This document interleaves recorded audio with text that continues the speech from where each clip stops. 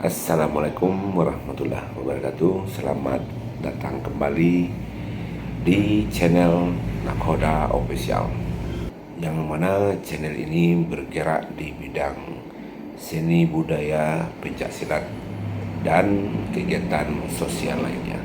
Pada video kali ini saya akan menampilkan kegiatan latihan silat tradisional Silet Kumango Padang Sagon Nagari Kotorang.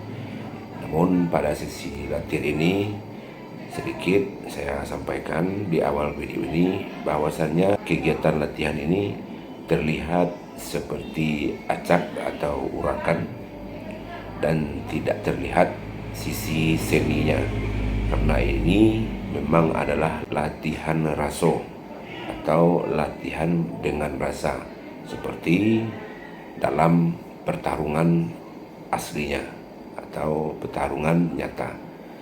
Hanya saja dalam sesi latihan ini si murid tidak boleh memukul, menendang, atau melakukan kuncian yang berbahaya atau menyentuh sasaran vital lainnya. Namun seluruh gerakan dilaksanakan secara total. Baik, untuk lebih jelasnya mari kita saksikan video berikut ini. Namun sebelum itu, kepada seluruh yang menonton channel ini atau video ini, mohon di subscribe, like, share, dan komen, tentunya komentar yang bersifat membangun. Baik, mari kita